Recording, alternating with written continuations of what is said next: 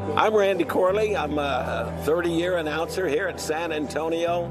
Hadley Barrett was my father-in-law and my best friend, which that's a pretty tough thing to have. I miss him. I miss him dearly on rodeos we did together.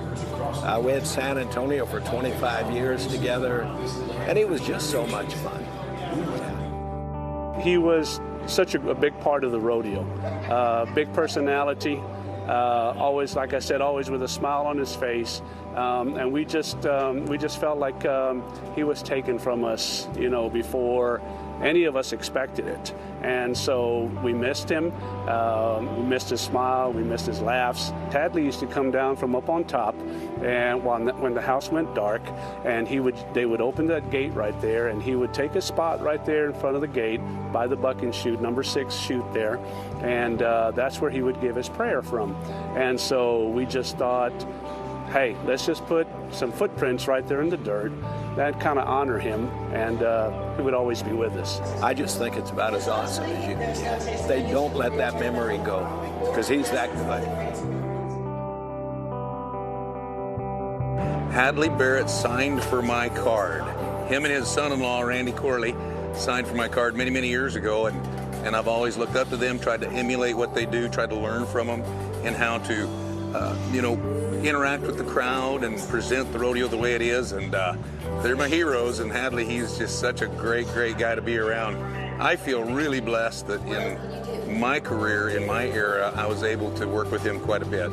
It was a pleasure. Following him is just an honor. He had such a way with people.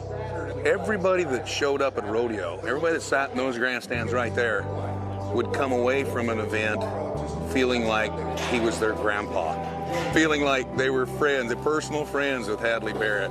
And so, again, I tried to kind of hook on to some of that stuff and learn from it, and what an honor. One of the things that sticks out in my mind is the rodeo business is a people business first and a rodeo business second.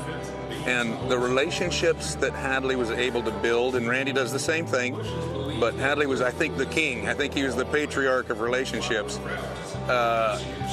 with volunteers and committee members, and whether you're the president, CEO, chairman, whatever, or the guy that's selling tickets or parking cars, he knew them all. They all knew him.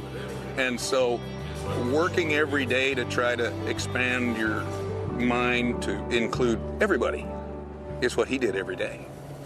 I learned from that too. I believe this is my 30th year here, and we've always been down here behind the scenes, kind of behind the chutes. And so Hadley would always come by, before showtime, and to get up to his position up on top. And he was just always just a sweet man, just a nice gentleman, always with a smile on his face, was always willing to stop and shake hands and just kid around with the guys, and just a great personality. And so he was very much missed after his passing by everyone down here. I think if I had any great memories of Hadley here, it's the fun that we had coming to this rodeo. And there was a long time that we went and did Tucson after. And we'd drive clear to Tucson in about a day, a little over a day. Had his bus. And there were some pretty good trips out there.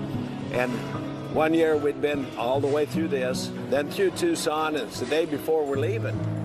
And I said, Hadley, I said, you better kiss me because you're going to miss me when I'm gone. Hadley's so quick, he never missed. He goes, I may notice you're not around. He said, that's not the same as missing you.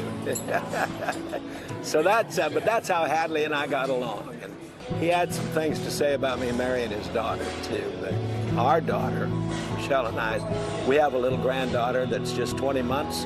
Her name is Hadley Ann, and she is a cutie. So I miss him, I do. I pray he's in heaven, and I pray I see him again.